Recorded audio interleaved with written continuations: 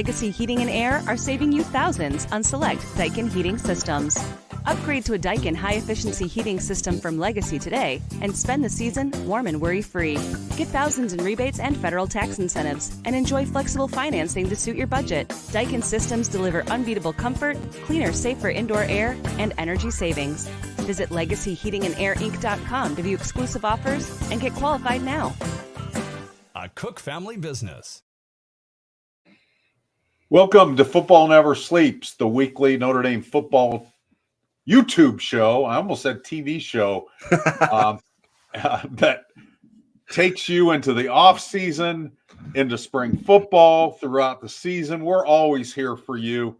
And usually we're here on Monday nights. We switched it up to Tuesday nights the last couple of weeks because of the holiday, and also because none of you are going to pay a bit of attention to us during those great semifinal games last night. Right.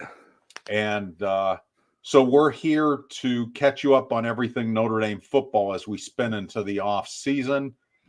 I'm Eric Hansen. He's Tyler James. You guys are giving us some great questions in the comment section. And Tyler's going to take us home with a little bit of all the things you need to do to be ready for the show and to ask us questions live. Yeah, please make sure that you're subscribed to us here on the channel on YouTube. Hit the bell for your reminders of when we have content, and hit the like button to show your support. Like Eric mentioned, we have been on Tuesdays the last couple weeks, and I think we'll do that again next week with the college football championship game next Monday. So we don't necessarily want to go up head-to-head against that either.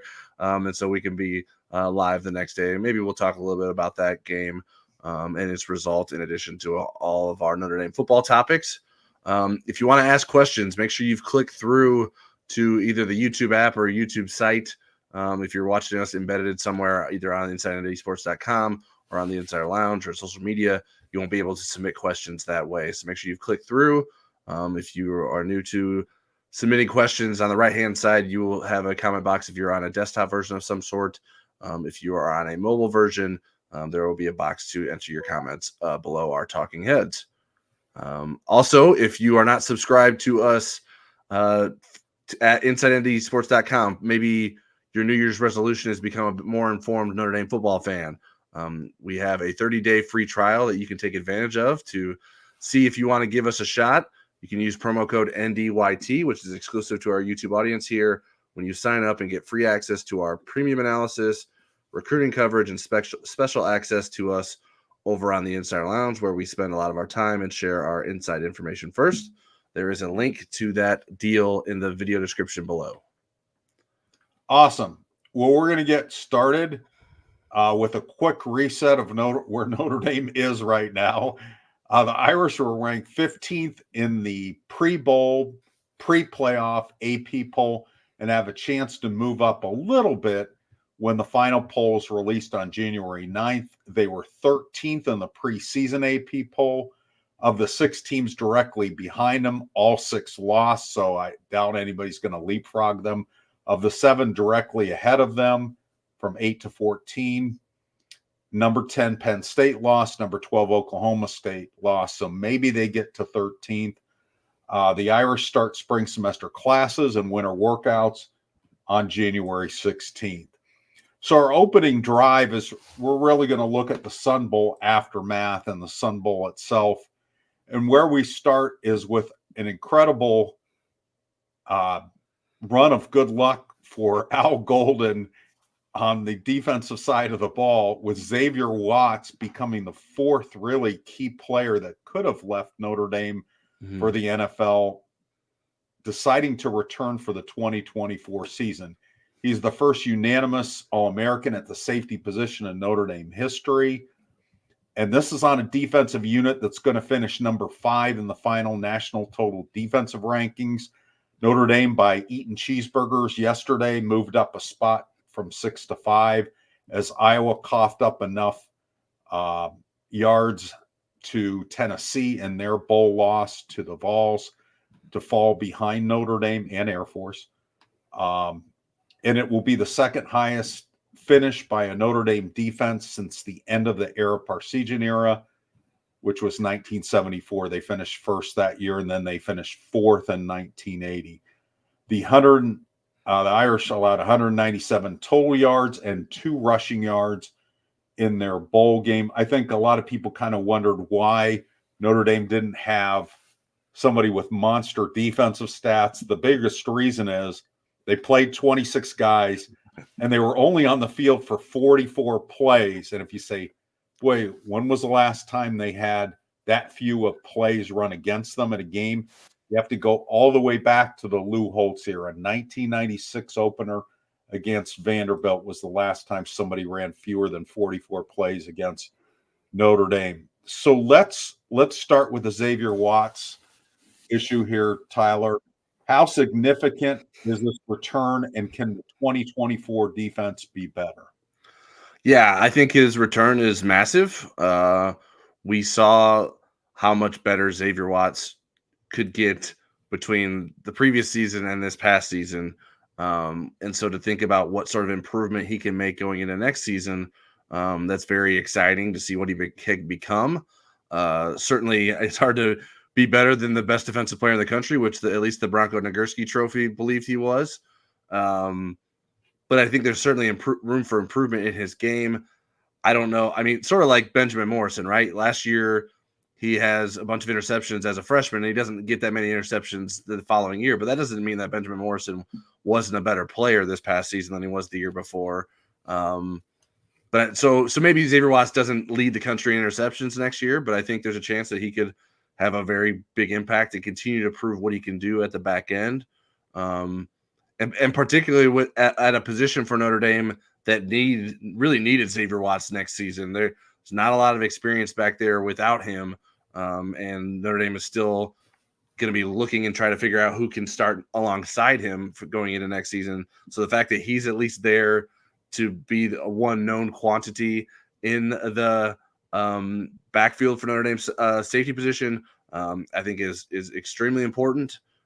As for the 2024 defense and if it can be better than last year, I think it can. I mean, it's going to be really hard, sort of like the Xavier Watts interceptions part. Like, it's going to be really hard to be better statistically in some ways.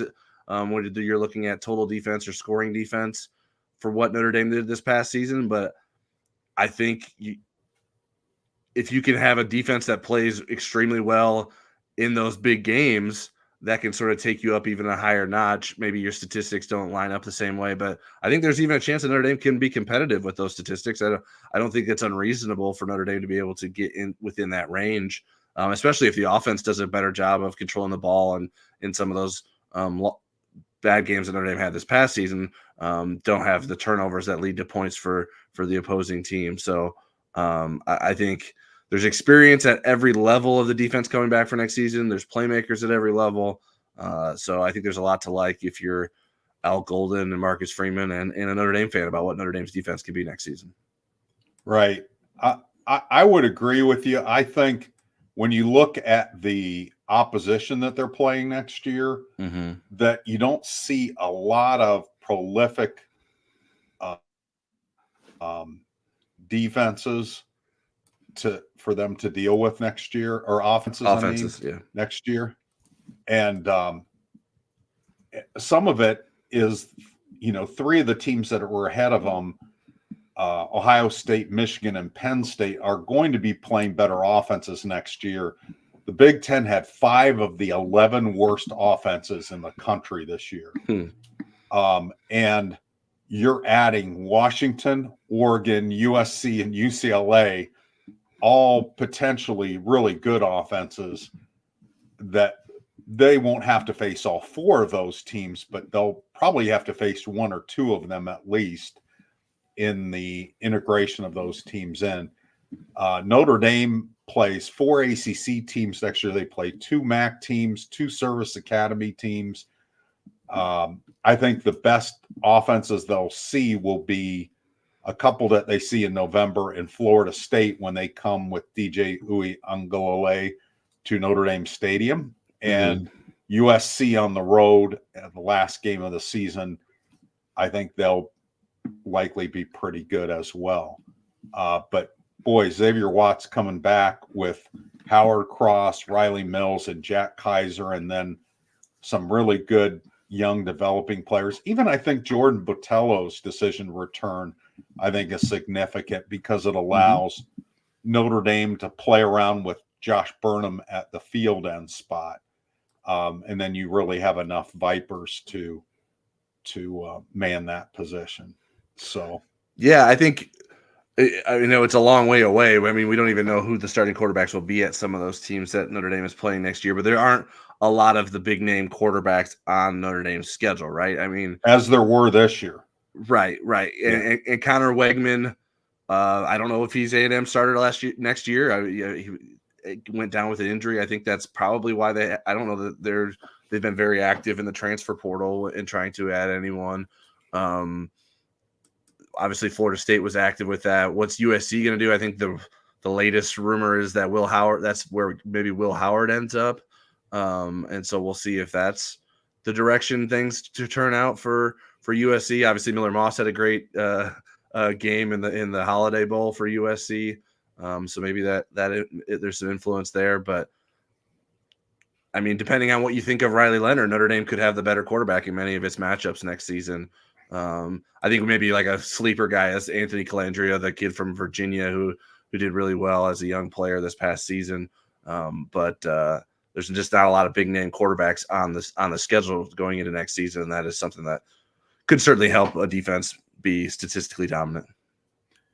As we look through the schedule, if Notre Dame's offense needs a little bit of time to find its footing with a new coordinator, a new quarterback, whether it's Angeli or Riley Leonard, a lot of new receivers and so forth, and certainly a new scheme, do you think this defense is good enough to carry Notre Dame until that offense finds its footing? I think so. I mean, there's not a lot. I mean, we talked a little bit about the offenses on the schedule next year. There aren't a lot of big-time quarterbacks, and it's more backloaded with the offenses that you think will be the better ones that Notre Dame will play next season. Louisville, potentially. What does Louisville's offense look like next season? I don't know that we can say with confidence what that will look like, but we won't have Jack Plummer. A Jeff Brom team you would expect. He's out of years. Yeah. He's 30. A Jeff Brom team you would expect to have a pretty good offense. What does Texas A&M look like? I don't know that any of us can say with any confidence what that offense is going to look like. It's changing every day. They have a new guy in the portal. Yeah. So I think there's always so yeah, I think the schedule works in Notre Dame's favor that the offense can sort of doesn't have to go out and score 50 points every week in order for Notre Dame to win these games. I mean, it could probably get away with not even scoring 30 points in some of those games. So I think that the biggest bugaboo against Louisville was, the offense didn't play great when they had the ball, but them giving the ball up as many times as they did put the defense in impossible positions because the defense played well enough to win that game. When you look at the yards given up by Notre Dame's defense and the losses, the defense played well enough. But I think this defense is going to be so good, even on a day maybe if Notre Dame gets a little sloppy with the ball, that they'll be able to handle that. And that's not my expectation.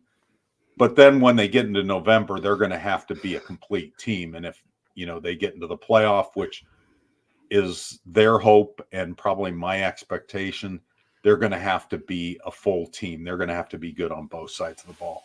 Yeah, and just to remind folks, I know I had to look up the 2024 schedule, but when we were preparing for the show to talk about some of these things, for those that don't know the beginning of the schedule, after the Texas A&M game on August 31st, the next 3 games are against Northern Illinois, at Purdue, and against Miami of Ohio, and then Louisville will be the last game in September. Another weird schedule quirk in that Notre Dame will have played 5 games by the end of September. So there is the Northern Illinois, Purdue, Miami. Those are the teams that we're talking about as offenses that maybe not necessarily will challenge Notre Dame at the beginning of the season. Right. And really, you look through the whole schedule. I mean, Navy was not very good this year. Army is a little bit better offensively. Navy will have a new offensive coordinator the 3rd time in 3 years. They'll have a new offensive coordinator. I think Georgia Tech is probably a team on the schedule. And as you mentioned, Virginia, that may be the sneaky teams Mhm. that are a little bit better than what they look like in the Athlon magazine in March or whatever that comes out. Right. It comes out insanely early, or at least the information's from March. Maybe Right. it comes out in June.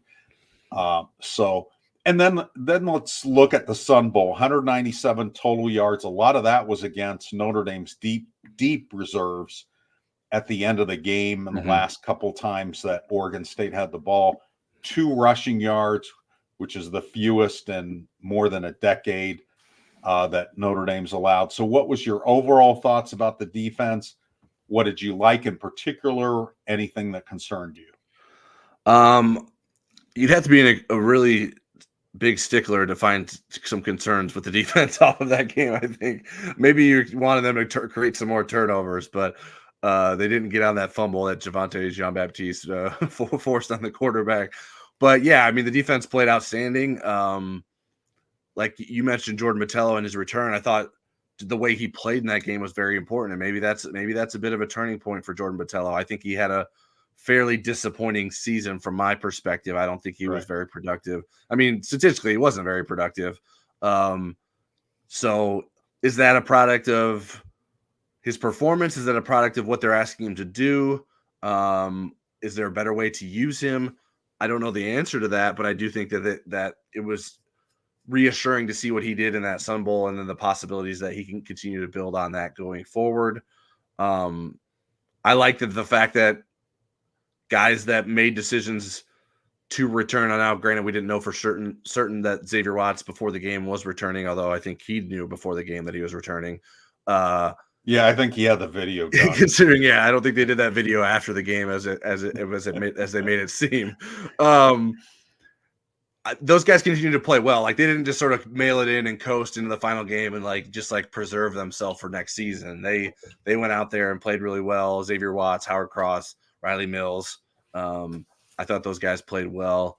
So yeah, I mean, a lot of things to like. Obviously, the run defense was great. It's hard to. I mean, Oregon State's offense was personnel-wise very limited. I don't think they had enough firepower, and then their best receiver gets hurt in the game, and that really hurt them even more. So I guess just one thing that not necessarily specific to the game, but sort of we saw a little bit of what the linebacker usage could be with Jack Kaiser and Jalen Sneed being more active than they were at times during the regular season at the linebacker positions specifically. What is that going to look like next year? What's the best role for Jalen Sneed? What's the best role for Jack Kaiser? Do those things align with what's best for the defense? I'm very interested to see how that plays out going into next season. Yeah, the linebacker,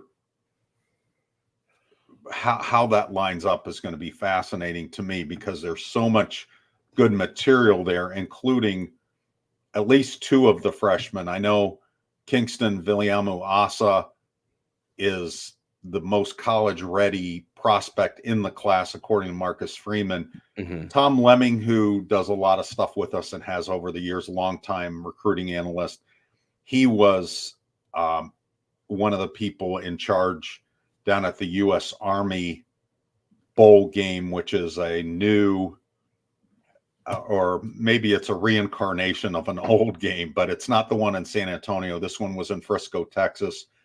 3 Notre Dame players were in Frisco.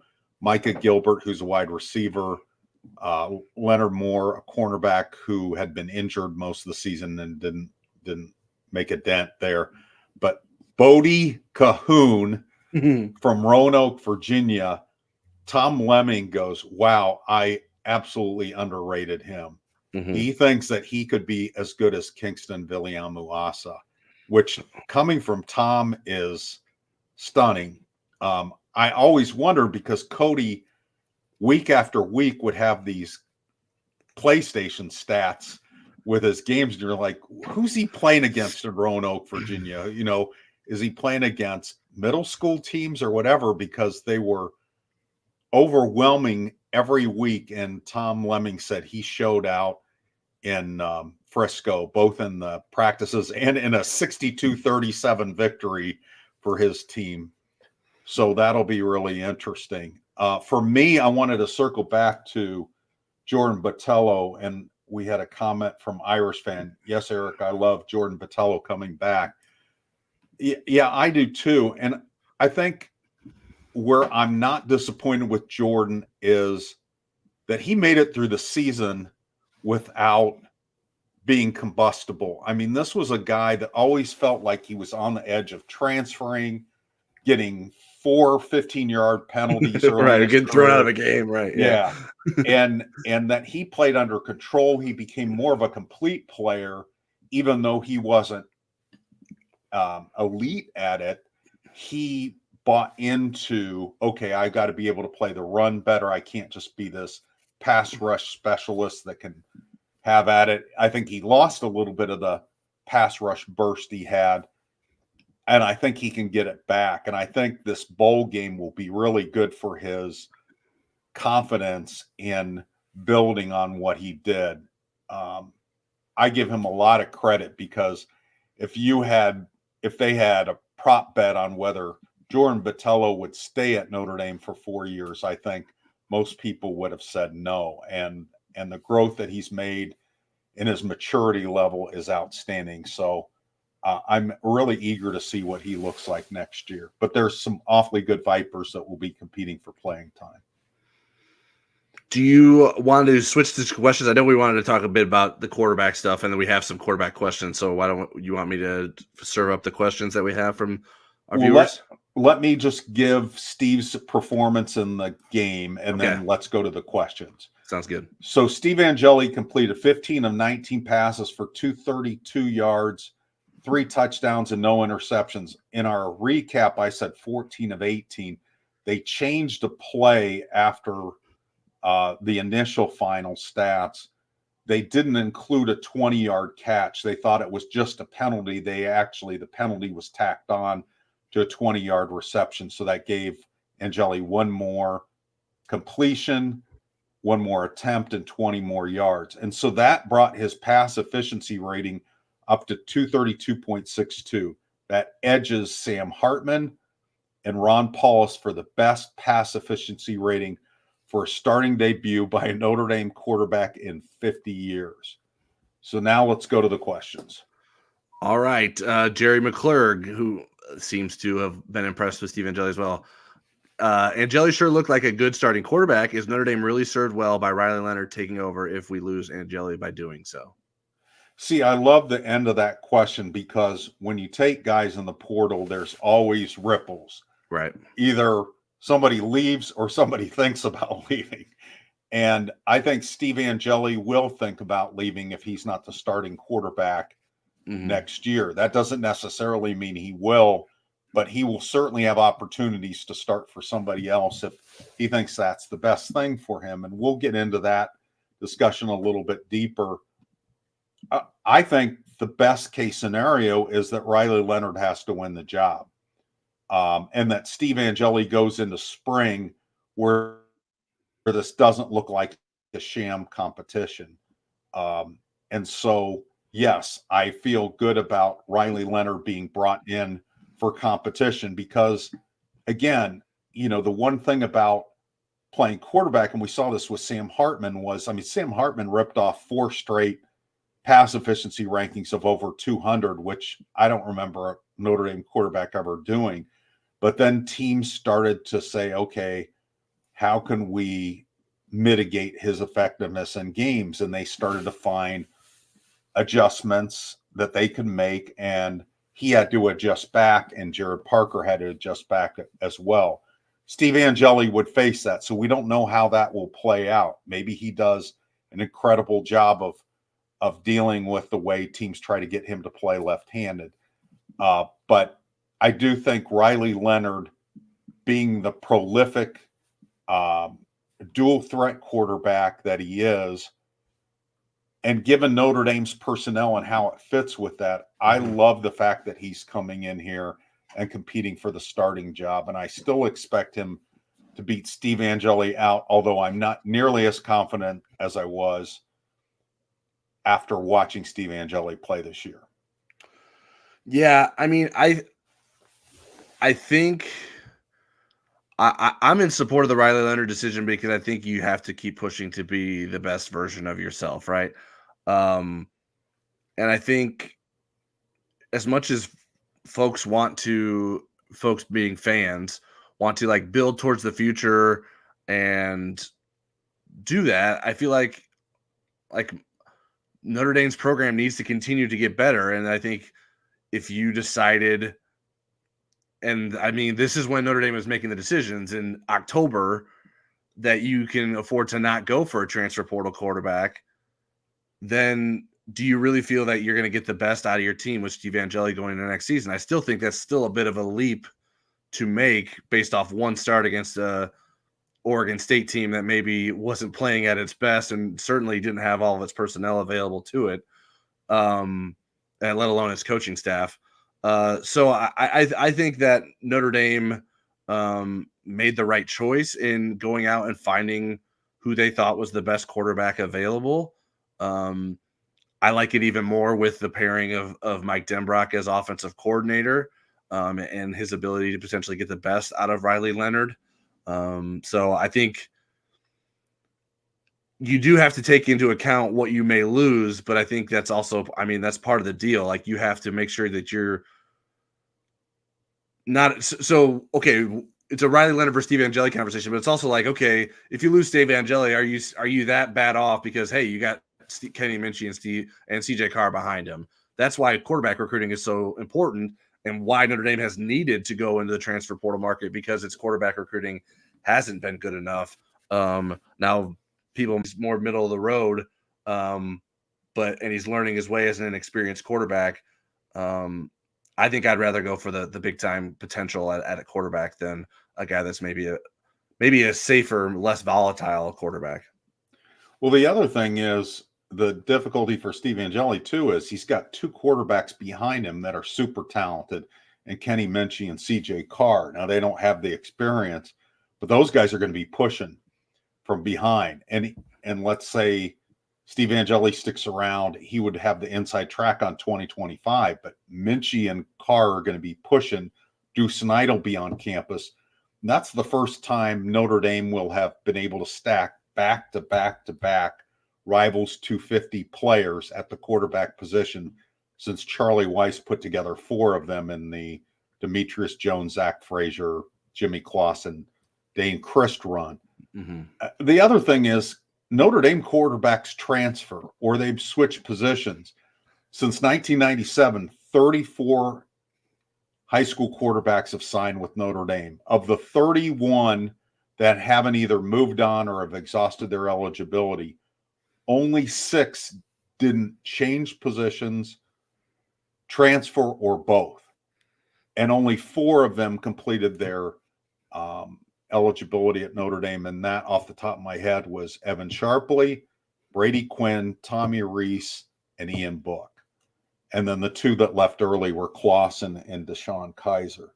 So that, I mean, Notre Dame quarterbacks have been transferring when you had to sit out way before there was the portal. Mm-hmm. So I like Riley Leonard coming in.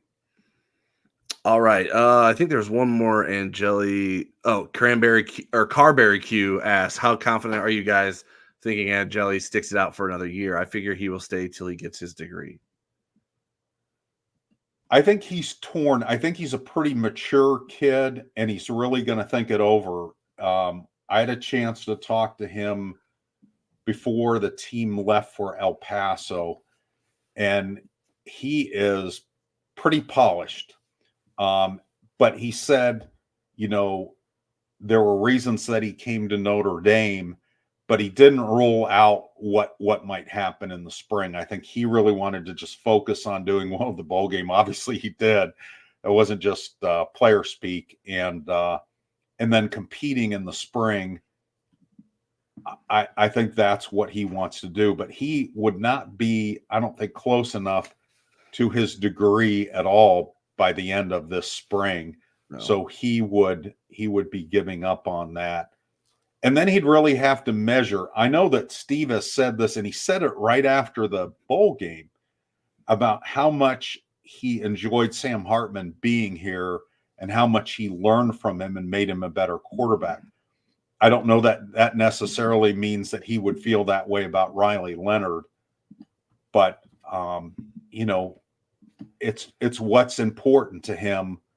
He's going to have to prioritize. Does he want somebody that's going to guarantee him start? I don't think NIL money really is a worry for him or a concern for him, nor do I think he will get a big head by people talking to him through third parties saying, hey, you could start for us.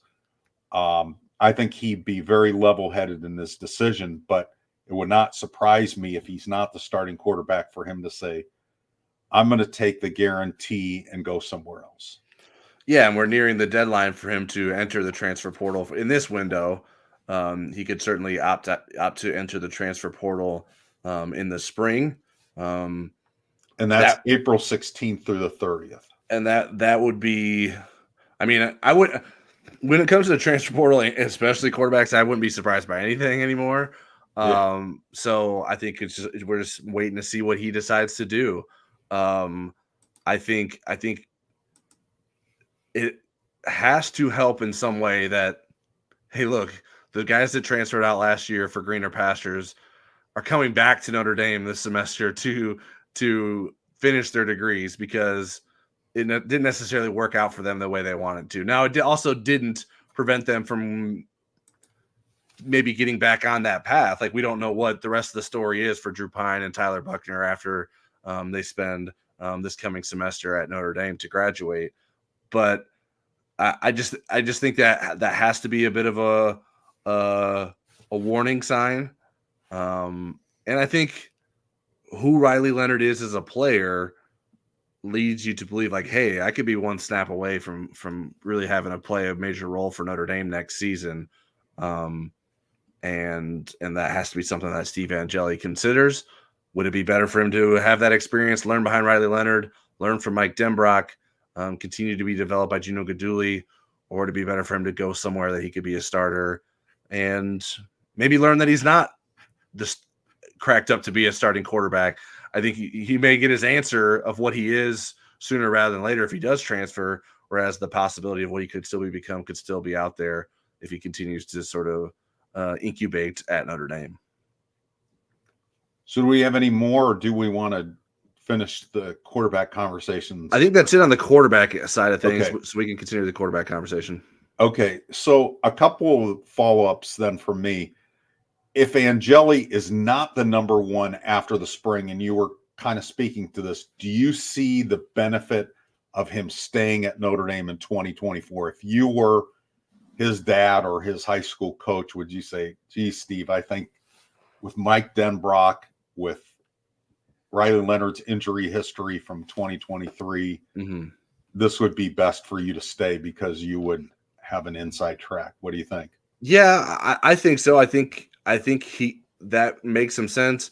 Now, that's without knowing what are the possibilities for him elsewhere. Like, who are the people that are interested in bringing him on board, and what is the potential for him to start there? Is it a good situation offensively? I don't really know. I mean, the big time jobs like those, I don't think that's where Steve Angeli would be going, right? He's not going. They're looking for guys with starting experience, right? For a season Maybe Ohio State gets desperate and like, hey, this isn't working out for us. Devin Brown's an injury risk, and it seems like they've had some issues. But to chase out Kyle McCord for Steve Angeli would be an interesting decision. So yeah, I think that would be what would be the concern if you're Notre Dame in terms of trying to keep Steve Angeli is like, are there better positions that can be presented to him? It's one thing to say you could be a starter, but if you're going to be a starter at a bad program with a bad offensive line and get beat up, like, is that really in your best interest? Why not wait a year and maybe you're an even hotter commodity? That's what happened to Phil Jakovic. I think that's one of the reasons he went backward, was because Boston College couldn't protect him and he got beat up year after year there. Yeah, no, I think that's very fair. So, I think there's still a chance he could be here. But yeah, I wouldn't be shocked if he left either. One thing I'll mention too, for people that look at Riley Leonard's stats for 2023, they were really good in 2022 when he played a full healthy season. And portal guys aren't always And in fact, more often than not, I mean, they're moving on because they want to improve. They see a situation where they can improve. And I wrote this in my Monday analysis for our subscribers. You look at Michael Penix, who played last night for Washington, Heisman Trophy winner Jaden Daniels, and then Bo Nix, who played in the Fiesta Bowl for Oregon, the three guys that were the quarterbacks that were finalists for the Heisman. Riley Leonard's 2022 stats across the board were better than all of them at their last season at their old school. Last season at Indiana for Michael, last season at Arizona State for Jaden Daniels 2 years ago, last season at Auburn for Bo Nix. So again, as Tyler kind of alluded to earlier, you're betting on your coaching staff that you can develop Riley Leonard into the NFL prospect that Mel Kiper seems to think that he is, and a college quarterback that's capable of winning games for you in the college football playoff, the first 12-team playoff. One more quarterback question for you before we move on, Tyler, and then we can take questions or move on to the next topic. But Kenny Minchie played 6 passless snaps in the fourth quarter against Oregon State. Do you think that was the right move, or do you think if you were Marcus Freeman or Gina Guidugli, you would have wanted to get him in for a little bit more meaningful action?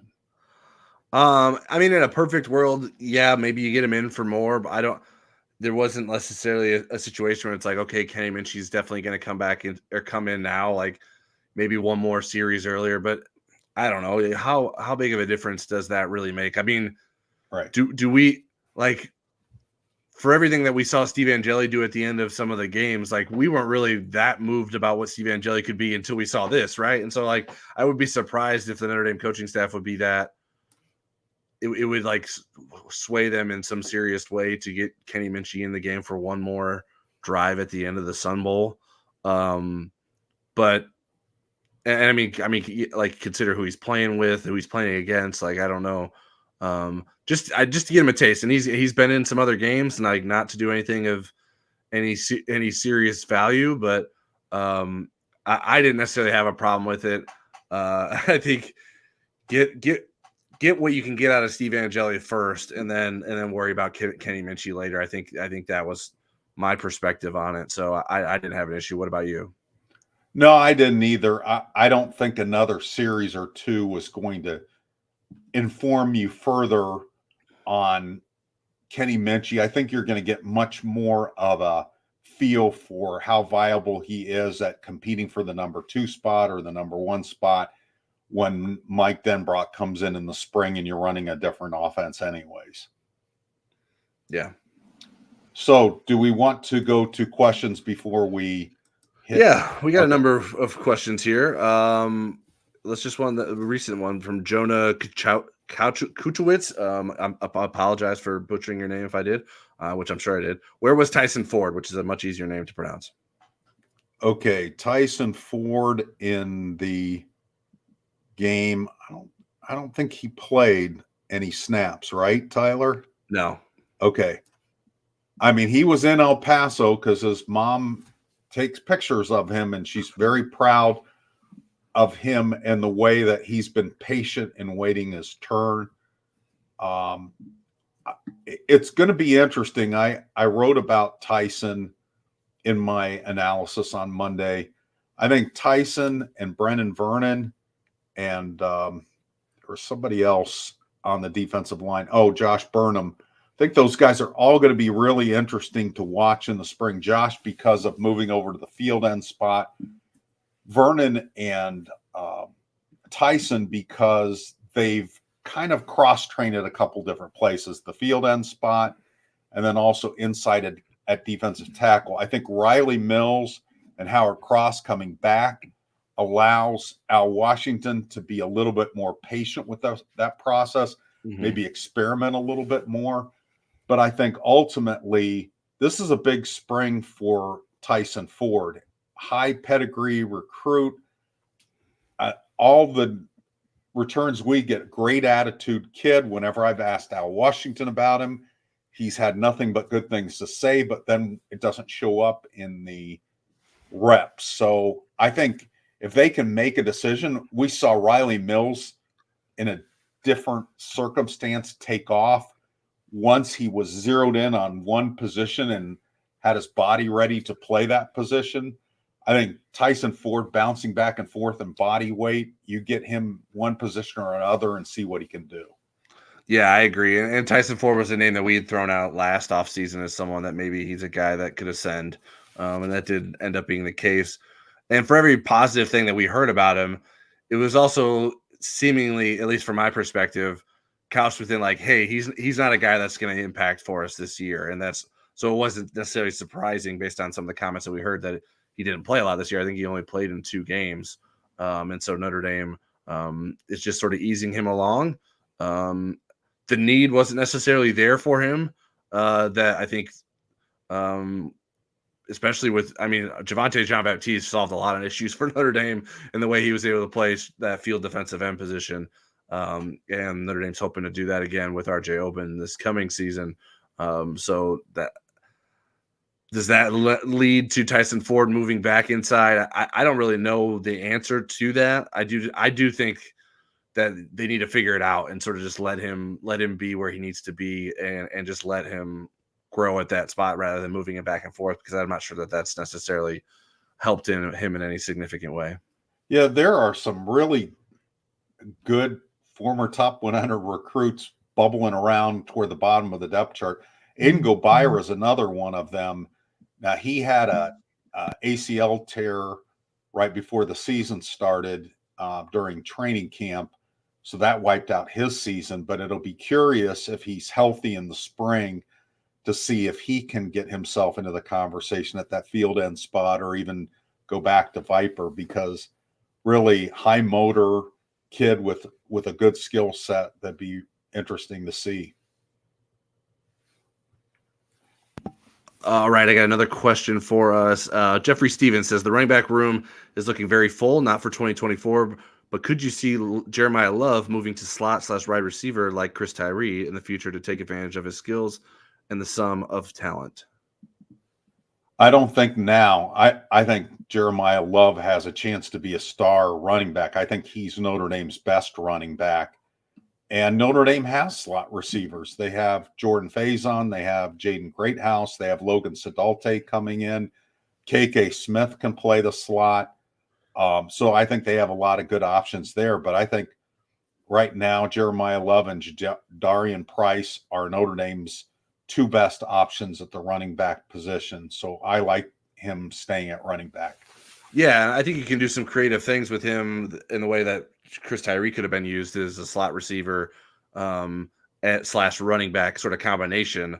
And so I don't envision a full-time switch to wide receiver for Jeremiah Love unless Notre Dame unless Jadarian Price becomes Audric Estime next season and Keedron Young is Audric Estime the third. I think it would take a lot to push Jeremiah Love out of that position. I think he wants to play a lot, and so I think he's willing to do whatever's asked of him. But I think Notre Dame should be in a position to recruit well enough at receiver and also be able to get him the ball in ways to accent his abilities out of the running back position primarily, but also lining him up split wide and stuff like that. So I think there's creative ways to do that without moving him to wide receiver. Another question for Jeffrey Stevens. Do you guys have any intel on what went into the decision for Xavier Watts to return? Huge for Notre Dame, but I just wonder what the NFL scouts were saying and where you think he will land in the 2025 NFL draft. I think it was less about what kind of feedback he was getting from the NFL and more about his own feedback. Xavier is an incredible, mature, level-headed guy. And in his mind, even if he got drafted high, he felt like there was a lot of learning that he needed to do as a safety and that he could have a longer NFL career by being a better college safety next year. I think he loves playing college football. He's only really started as a full-time starter for 1 year, and he was a unanimous All-American in that year. And I think he had it mapped out that he wants to get a master's degree, and he had all the classes figured out. He had to get that taken. So he really gave it a lot of thought. He's got a good support group around him that wasn't saying, hey, take the money. You'd be silly not to. He's a different cat. And he made, I think, a really good decision, a really mature decision for himself. He wasn't going to be a first or second round draft choice. Right. He could certainly play himself into a higher draft position by coming back to Notre Dame. Yeah, and I caution people at some point during the season, like, hey, and this is, I think, good for Notre Dame. He doesn't have the long resume of work to go off of. So, like, yes, the Bronco Nagurski Trophy is a cool deal, but that's not going to sway NFL personnel into drafting him or spending a high draft pick on him. And I don't think Xavier has the freakish, like, testing numbers that would push him up boards that would sort of overcome his lack of experience. The NFL will want to see sort of repeated success. And this was his first year as a full-time starter. So the opportunity for him to come back next year and do that again, I think will allow him to become a more coveted draft pick. Maybe he can get up into that second round range next year. I don't know. Maybe first round. I wouldn't rule that out. But I don't know that he necessarily, like, again, the testing numbers, maybe that is something that would maybe be ding him a little bit, but maybe he can also improve in those ways at Notre Dame. Maybe Lauren Landau can help him get better in those aspects to make himself a better draft prospect as well. What he can't do is get Kyle Hamilton's height and length. Right, exactly. All right, Ron Robert asks, Happy New Year, Tyler and Eric. What is your gut on the ability for the Irish to sign Christopher Burgess Jr.? I'm going to let you handle that. I know that Notre Dame, Michigan, Ohio State, and Alabama are the finalists, and it seems like it's a Michigan-Notre Dame battle. I don't know. I think it depends on who you ask. When I saw okay, well, Ron, I'm asking you. Ron submit the question. I don't have a great sense for it yet. This is something I'm continuing to look into. I looked at his rivals profile. There's no future cast put in for him from any of our reporters or analysts. There's no, and that's the same for all the competing sites too. There's no on the record official predictions on their profiles for Christopher Burgess Jr. So I think that sort of speaks to how this is sort of going down to the wire here. And then I'm not sure that even the team that ends up with him getting his commitment knows that they're going to get him yet. So I think there's still some research to do in there. I think Notre Dame certainly has a very realistic chance to land him. I should say that. It's not like Notre Dame is just a hat on the table there for Christopher Burgess. I'm considering making a pick for Notre Dame to land him yet, but I'm not quite ready to do that yet. So we'll see if Notre Dame can close here in the last few days before he announces his decision on Saturday. Who's the kid from Indianapolis? Is his name Shanklin? Yeah, Damian Shanklin. Now, are they competing for the same spot?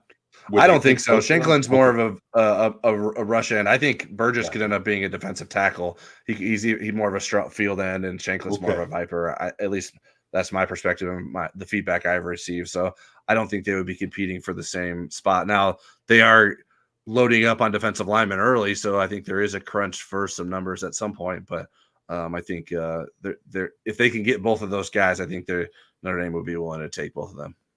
Okay. All right. Joe Peters says, great podcast with Bob Morton. Very encouraged by ND admins being proactive, expediting decisions on potential incoming transfers. What's the news on Al Golden? Please say he's close to staying.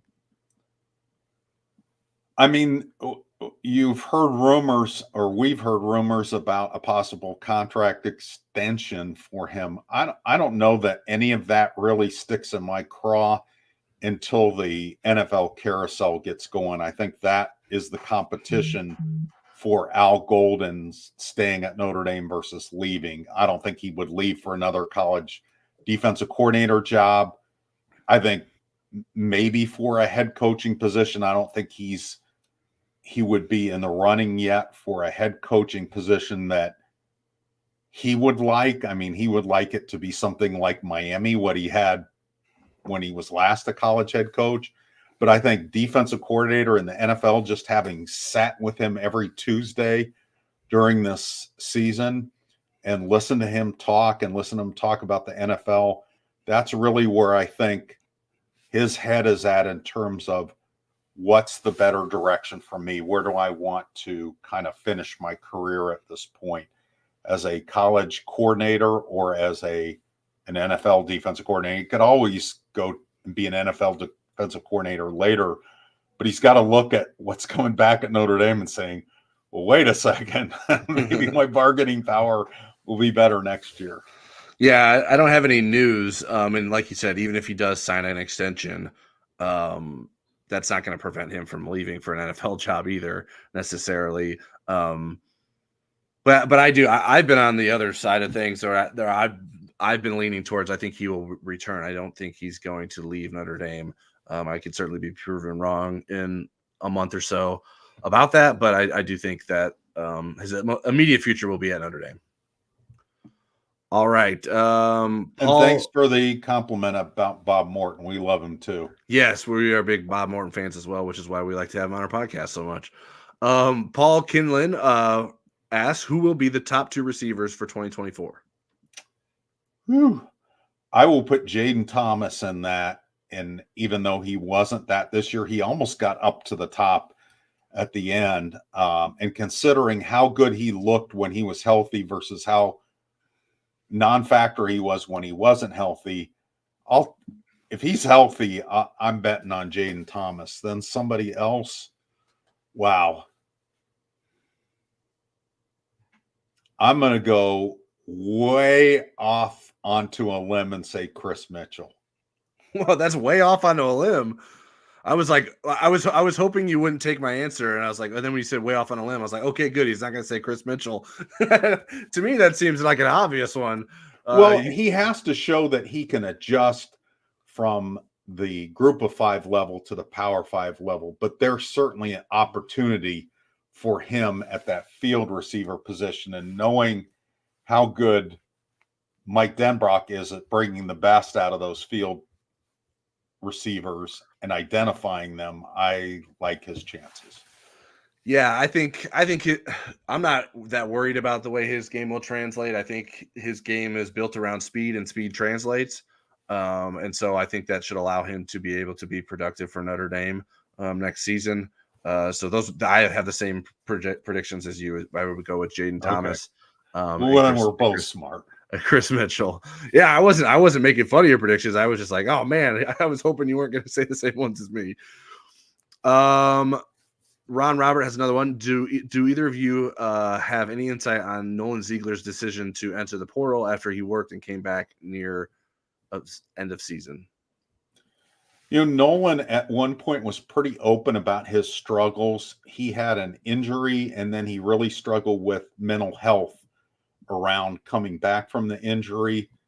And so physically he was fine, but there was a real mental health struggle. And then he played some special teams, but I think he only played one game as a linebacker. Then toward the end of the season, he began to separate from the team again. And I think maybe for him, in just kind of reading between the lines, that just needs a fresh start somewhere else. He loved Notre Dame. I mean, he had a lot of Notre Dame lineage in his family and grew up loving Notre Dame and probably will always love Notre Dame. But sometimes you want to hit the reset button. It's easier doing it somewhere else. Yeah, I think the ability to find a fresh start somewhere else is attractive to Nolan Ziegler right now, and wish him the best of luck in trying to do so. Ryan Urquhart asked, not ND related, but what are your thoughts on the national championship game? Well, I have been voting for Washington in my poll since the end of September, and I am going to continue to predict Washington will win the national championship. But I would not be surprised if Michigan did. Michigan's defense is for real. Washington's defense isn't for real, but their magic and what they do on offense is amazing. Mike Varell, our old colleague, had a stat on Twitter today that Washington receivers were targeted 20 times and they had 19 catches for 353 yards. That is, I mean, I was watching them and I thought, have I ever seen Notre Dame's receivers look like this in all of them? You know, I've seen really good Notre Dame receivers, but not like three of them all at once. Mm-hmm. Yeah, I've been right there with you. It's been completely baffling to me how much Vegas has disrespected Washington, and bettors have been lining up to bet against Washington, both in the rematch against Oregon and then in the semifinal against Texas. I think Michael Penix is great. Those receivers are great.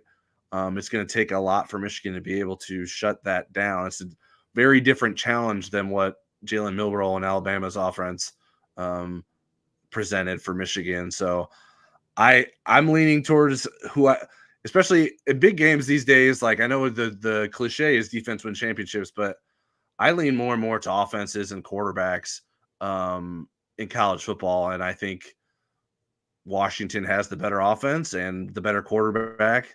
So I think Washington's going to win the game. Michigan, it seems to be having one of those kinds of seasons that both the teams are having those kinds of seasons. So it's cool to see two undefeated teams going into a game like this, and we'll see who can come out the other end of it. But I would be predicting a Washington win, but I think it'll be a good game regardless. I don't think it's going to be a blowout in either direction. So, but Washington is what I predicted when the playoff was set, and it's what I'm sticking with going into next Monday. Okay, tell me if you think you think there's beer in this cup, which it's coffee.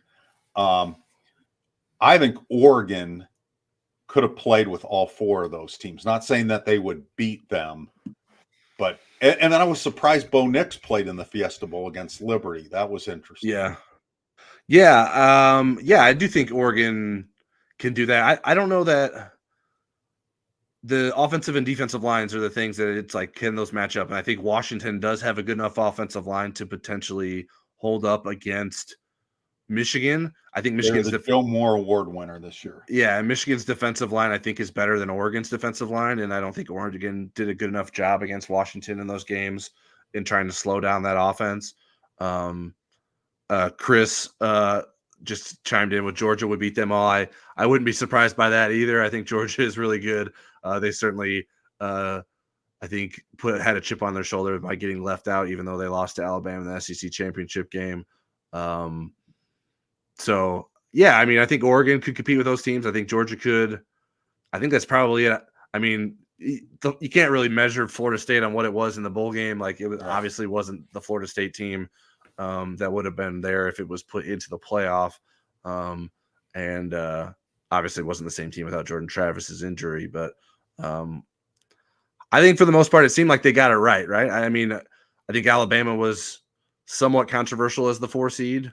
But Alabama played Michigan tough, right? Now, maybe I mean, you and I we obviously were predicting Washington. I think we both probably thought Washington should have been the 1 seed as well. Obviously, you have been voting them number 1. So I think overall, I think we got a good test. I don't love when teams lose in the college or in the conference championship and still get in the playoff. I know they can in the future because it'll be 12. Right, but in the 14 playoff, I didn't love that. I know Notre Dame was able to take advantage of that in 2020, but I think that especially when there's as many good teams as there were this season, they'll let those guys that stepped up in those final weeks duke it out for the championship. I think there's one more question I had lined up here. Yeah, John Erickson, a bit of an off the wall one. Given the Wild West that is college football right now, who is the first team to challenge the obviously arbitrary 85 player limit? I don't know. I'm not sure that I understand the question. I think it just means like the scholarship limit. Like who would just say, you know what, we're just going to put it 100 guys on scholarship rather than 85. And then take the NCAA to court? I don't know. Well, I mean, what would be the consequence? Like if and like how fast would they know? Like I don't know how the process works, to be frank. Like how do they know who's all on scholarship? And Well, they have to submit it before the first day of their fall classes. They have to submit the roster. I mean, there would be, I would imagine, probation, although I mean, I don't know how seriously teams take that. well, then how do they prove it? Like if this is what they're saying they're on scholarship, but could they be also having guys put on scholarship that they're not saying on scholarship? I don't know. I mean, it wouldn't seem to be that hard to finagle, right? If you really wanted to. Well, I mean, there's not a lot of secrets. I mean, they found out about somebody stealing signs and all that stuff. Well, yeah, it takes an opponent to figure it out that it's happening usually. Well, I mean, don't you think that's who would turn them in? They'd hear so-and-so was on scholarship. Unless all the other teams were doing it. Although I think Michigan's argument was that all the other teams are doing it with the sign stealing tool. I don't know that there's a real urgency to try to get an 86th or 87th player on scholarship. No, it's impossible with the transfer portal now, right? Like how do you keep 100 guys on scholarship? You're happy if you have 85 because guys want to play, and you can't play that many guys. So right. I mean, it's kind of like we have somebody on our board that always seems to want the women's basketball team to fill all their scholarships and have 15 players or whatever on it. And they'll never be able to do that. No player is, there's never going to be a 15th scholarship player that's like, boy, I'm just happy to be here. Yeah. You know, they want to play. And so, yeah, I don't know that there's an appetite to challenge that rule. Yeah. Anthony Solomon chimed in that NCAA will say no until they are threatened with a lawsuit. See North Carolina case. NCAA is a joke. I don't disagree. That's why I was like, I don't, I mean, if you really challenge it, like what would be the end of it? I don't know. They need to get better lawyers too. Yeah. All right, Eric. Those are all the questions I got for us. Okay. Anything else we want to hit before we get out of here? Yeah, I do think we have to hit a couple things before we get out of here. Okay. Want to send prayers and thoughts to Jaden Mickey's family. Jaden lost his mom, Nilka, on the eve of the Sun Bowl, ended up starting and playing for the Irish. Mm-hmm. And then his grandpa died the night of the bowl game. Lamar, his dad's father, so his paternal grandfather died. So we want to send our condolences to the family. Let's hit just a couple of portal things real quick. Roderick Hurd II confirmed to you he'll be visiting Saturday and Sunday. He's a Northwestern cornerback nickel, but is projected as a safety for the Irish. Do you think this would be a significant addition if he ended up signing with the Irish and enrolling in January in this month? Yeah, I mean, certainly that extra safety position is one we talked about. That's maybe one of the biggest concerns going into next season. So I don't know if that is if he's going to be a great safety. Like I think it's obviously a projection of him moving back from more of a corner nickel role. Certainly that didn't work out for Antonio Carter II this past season for Notre Dame. But Hurd has played at a higher level with playing in the Big Ten, where Carter was coming from Delaware. So I think there's a difference there. I think there's going to be. He's got good stats. That's good stats sure. And there's going to be a lot of competition for him too. So I'll be interested to see what ends up happening with that recruitment. But I understand why Notre Dame is like, hey, we need to see if we can get a potential other safety body in here.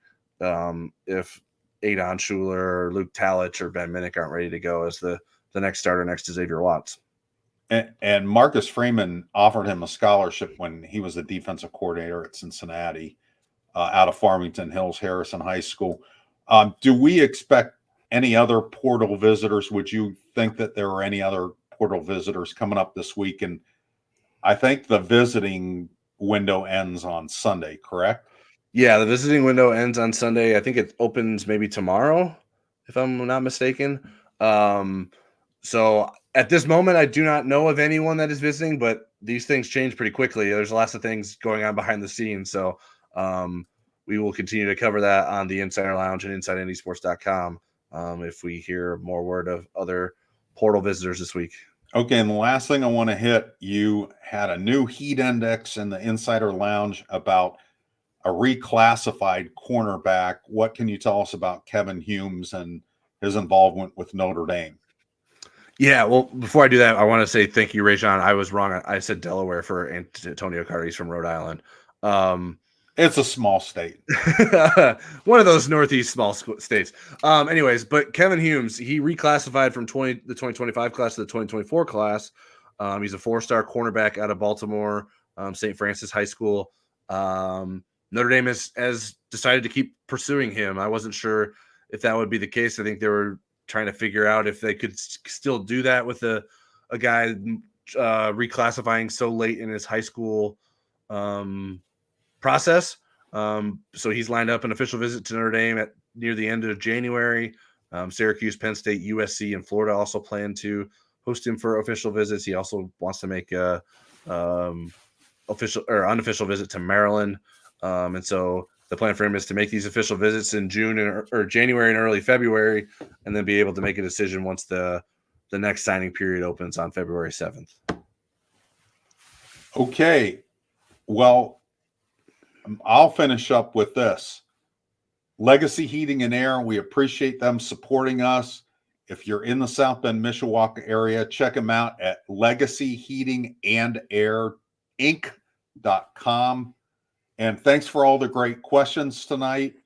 And we'll try to get through more of our actual programming stuff that I put together. We'll try to get through that next week after the national championship game. And remember, Tuesday night, 7:00 next week again, because of the national championship game on Monday. And Tyler needs to have a beer before he watches Michigan.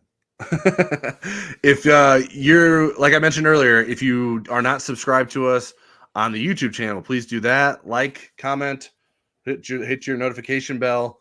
We want you to be tuning in whenever we have content for you. And we appreciate the big live audience that we've been drawing in recent weeks here on Football Never Sleeps. And Football Never Sleeps, the name was sort of came out of us covering Notre Dame football year round. And that was sort of the off-season name for the show. And we changed it to being full-time. But so this is a year-round thing we plan to do.